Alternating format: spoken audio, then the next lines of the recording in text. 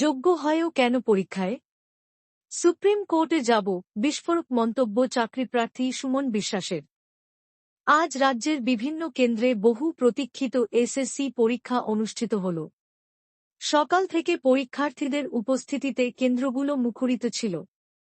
কিন্তু পরীক্ষার পরেই তৈরি হল বিতর্কের ঝড়।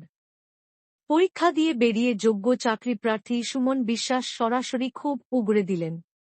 তিনি বলেন, আমরা যোগ্য প্রার্থী হয়েও কেন আবার পরীক্ষায় বসতে বাধ্য হলাম, তা একেবারেই অস্বাভাবিক। এতদিন পরও আমরা ন্যায় বিচার পাইনি। তাই এবার আমরা সুপ্রিম কোর্টের দ্বারস্থ হব। যোগ্যদের প্রতি এমন আচরণ মানা যায় না। তিনি আরও অভিযোগ করেন, দীর্ঘদিন ধরে চাকরি প্রাপ্তির ক্ষেত্রে অনিশ্চয়তা ও আইনি জটিলতার ভোগান্তি চলছেই। যোগ্য প্রার্থীদের ন্যায্য প্রাপ্য থেকে বঞ্চিত করা হচ্ছে। নতুন করে পরীক্ষা দেওয়ার চাপ মানসিকভাবেও বড় বোঝা তৈরি করছে। পরীক্ষা কেন্দ্র থেকে বেরিয়ে সুমনের এই বিস্ফোরক মন্তব্যকে ঘিরে অন্য পরীক্ষার্থীদের মধ্যেও ক্ষোভ ছড়ায়। অনেকেই জানান, সুমনের বক্তব্যে তারা একমত এবং যোগ্য প্রার্থীদের অধিকার আদায় প্রয়োজনে বৃহত্তর আন্দোলনের পথে হাঁটবেন। চাকরি প্রার্থীদের দাবি, যোগ্য প্রার্থীদের আরেকবার পরীক্ষা দেওয়া অন্যায়, আর এই অবিচারের বিরুদ্ধে এবার সুপ্রিম কোর্টের লড়াইয়ের প্রস্তুতি নিচ্ছেন তাঁরা। পরীক্ষাটা দিতে হচ্ছে কেন? এখন পরীক্ষার প্রশ্নপত্র যা এসেছে মধ্যমানের, অপেক্ষাকৃত সহজ।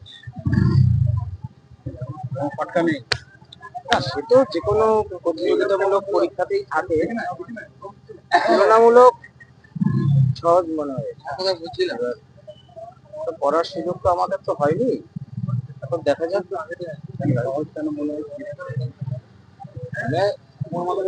তুলনামূলক সহজ মনে হলো। আমার ব্যক্তিগত মতামত, তুলনামূলক সহজ মনে হলো। 2016 নতুনদের সঙ্গে পরীক্ষা দিলেন আপনারা, মানে একদম যারা পরীক্ষা কিরকম লাগছে? নতুনদের সাথে আমার তো দুঃখ লাগছিল যে আমি বা আমরা যোগ্য শিক্ষকরা, আমরা বিদ্যালয়ে এই পরীক্ষার ইনভিজিলেটর থাকার কথা, সেইখানে মাথা নিচু করে পরীক্ষা দিলাম। আবারও সেই একই পরীক্ষা, আবারও সেই একই পরীক্ষা কারা চাকরি চুরি করলো তার দায় নিয়ে এসএসসি 2016 প্যানেলের যোগ্য শিক্ষকদের শিক্ষিকাদের আবার পরীক্ষায় বসতে হলো। এটাই তো লজ্জার বেদনা।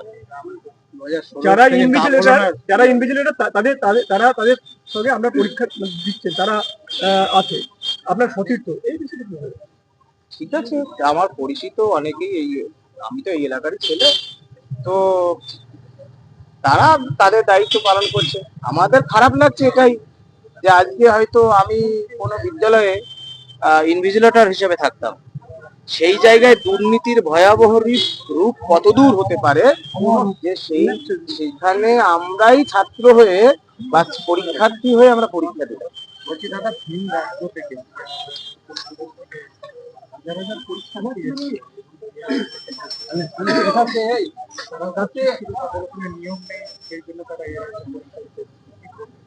হ্যাঁ, সারা দেশেই তো বেকারত্ব রয়েছে, এটা তো অস্বীকার করার কিছু নেই।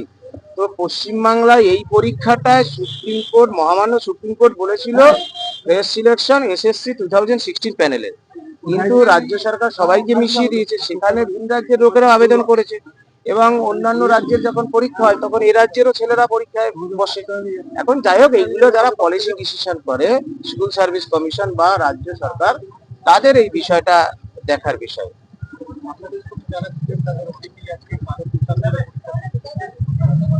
হ্যাঁ, ঠিক করেছে, আমি সমর্থন করি। প্রতিবাদ তো সবে শুরু হবে আবার দেখতে পরীক্ষাটা, কারণ আমাদের চাকরিহারাদের কোনো উপায় নেই। সরকার নির্বাচিত প্রতিনিধিরা ঠেকিয়ে দিয়েছে, তো তারা মুখ বুঝে এই অপমান সহ্য করে তারা পরীক্ষায় বসলো। দেখবেন 14ই সেপ্টেম্বর পার হতে দিন, দুর্নীতির বিরুদ্ধে আপসহীন ধারার লড়াই চলবে। এটা বড় সড়ো একটা দুর্নীতিকে ঢাকার জন্য এই পরীক্ষা। প্রশ্ন কেমন হয়েছে, কি বসলো, এটা কথা নয়। আমাদেরকে কেন পরীক্ষায় বসতে হলো, কেন পরীক্ষায় বসতে হলো আমাদেরকে, চাকরি চুরি করলো কে, কেন বসতে হলো আমাদের? যোগ্যদের অবিলম্বে তালিকা প্রকাশ করুক, তারপর দেখা যাবে। পরীক্ষার মতো হলো, যোগ্যদের তালিকা নেব। 14ই সেপ্টেম্বরটা শুধু যেতে দিন, নির্ভুল এবং নিখুঁত। হ্যাঁ, আন্দোলনের ঝাঁজ বাড়বে দেখবেন। এই যে বিগত 1.5-2 বছরের যে লড়াই, 2বারের অনশন, যে অভিজ্ঞতা, সেই অভিজ্ঞতাগুলোকে পাথেয় করে আমরা সব এক হয়ে নামবো। দাদা, আপনি পরীক্ষা যাওয়ার আগে বলেছেন যে যোগ্য শিক্ষকদের জন্য সুপ্রিম কোর্টে যাবে, সেটা নিয়ে কি বলবেন? দেখুন, যোগ্যদের তালিকা পাবার জন্য আমরা আইন মেনে, সংবিধান মেনে লড়াই অংশগ্রহণ করব। ওই যোগ্য তালিকা নিয়ে সুপ্রিম কোর্টে যাব, যে সুপ্রিম কোর্টের মাননীয় বিচারপতিদের দৃষ্টি আকর্ষণ করব যে বাংলায় একটা দুর্নীতি চলছে। পশ্চিমবঙ্গ সরকার সংবিধানকে শপথ নিয়ে এই কাজ করেছে। School service commission, autonomous body, তারা অযোগ্যদের তালিকা দিয়ে বলছে আমরা চোর। আপনি তাদেরকেই নিয়োগ করতে বলেছেন। এই যোগ্যদের তালিকা নিয়ে আমরা যাব, যে আমাদের প্রয়োজনের দ্বিতীয়বার সিবিআই তদন্ত করুন। কিন্তু কেন কেন ভারতবর্ষের একটা রাজ্যে, পশ্চিমবঙ্গ নামক রাজ্যটিতে কেন যোগ্য শিক্ষকদের এই পরিণতিতে যেতে হলো, এর দায় কার? আমরা যাব, বিচার ব্যবস্থার কাছে যাব, আর সর্বত্রই যাব। কারণ এই জায়গাটা আমরা অনেক দূর পর্যন্ত নিয়ে যেতে চাই। এত সহজে মানার জন্য আমরা তৈরি নেই। আমরা যোগ্য ছিলাম, যোগ্য আছি, এটাই শেষ কথা আমাদের। দাদা, যেটা নিয়ে এত কিছু স্বচ্ছতার প্রশ্ন ছিল, আজকে পরীক্ষা দিলেন, এবারের এই প্যানেল নতুন করে যে নিয়োগ হচ্ছে, দেখুন, এটা তো সবাই বোঝে।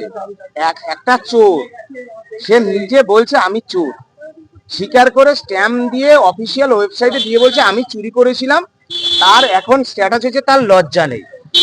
তাহলে তিনি পরীক্ষা নিচ্ছে মানুষের আশঙ্কায়। আমি যেহেতু এই পরীক্ষায় অংশগ্রহণ করেছি, আমার আবেদন থাকবে এসএসসি 2016 প্যানেলে যেমন দুর্নীতি হয়েছে, এই পরীক্ষা যেহেতু হচ্ছে, এটাই দুর্নীতি করবেন না। 10 বছর ধরে নিয়োগ নেই, মেধার ভিত্তিতে নিয়োগ হোক। আমি চাকরি পাই আর না পাই, আমি পড়াশোনা করতে পারিনি, এটা বাস্তব সত্য। কিন্তু যে সকল আমার পশ্চিমবাংলার চাকরি প্রার্থীরা যারা দীর্ঘদিন ধরে পড়াশুনো করেছে, শিক্ষকতার মতো একটা মহান পেশাকে অবলম্বন করবে বলে, তাদের যেন মেধার উৎকর্ষতার ভিত্তিতে চাকরি হয়, এটুকু আমার আবেদন। হ্যাঁ, অযোগ্যরা তো মাননীয় সুপ্রিম কোর্টের অর্ডার আছে। তারা রাজ্য সরকারকে বারবার থাপ্পড় দিচ্ছে, আপনারা কি অযোগ্য রায় কি বুঝতে পারেননি? আপনারা অযোগ্যদের খুঁজে বার করুন। এখনো অযোগ্য যে আছে তার প্রমাণ এসএসসির মাননীয় চেয়ারম্যান তার রিটেনে দেয়া আছে, যে লিস্ট 1। সুতরাং অযোগ্য একজনও শিক্ষক যাতে পশ্চিমবাংলার শিক্ষাঙ্গনে না থাকতে পারে, এটা আমাদের শপথ। কারণ গ্রাম বাংলার আদিবাসী, তপশিলি, নমশূদ্র, মুসলমান, রাজবংশী, এই যে সাধারণ খেটে খাওয়া শ্রমিক কৃষকের সন্তানরা পড়াশুনো করে কোথায়? এই ধরনের সরকারি স্কুলগুলোয়। তাহলে এই সরকারি শিক্ষা ব্যবস্থাটাকে ভেঙে দেওয়ার চক্রান্ত করছে এই স্কুলে সেই অযোগ্য শিক্ষকরা সরকারের ক্যাডার হিসাবে কাজ করেছে।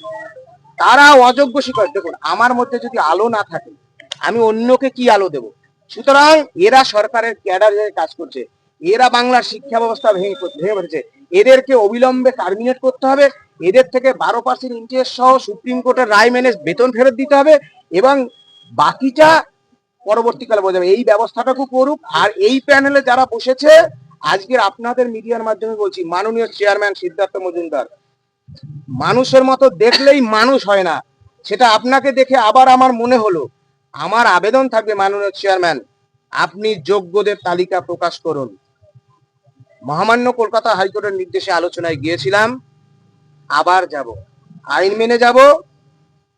পরীক্ষা দিতে বাধ্য করালেন, আমাদের চাকরিহারারা বাধ্য হয়ে বসলো, মুখ বুজে মাথা নিচু করে। আমরা গণতান্ত্রিক ভাবে আন্দোলনের মাধ্যমে প্রতিশোধ নেব।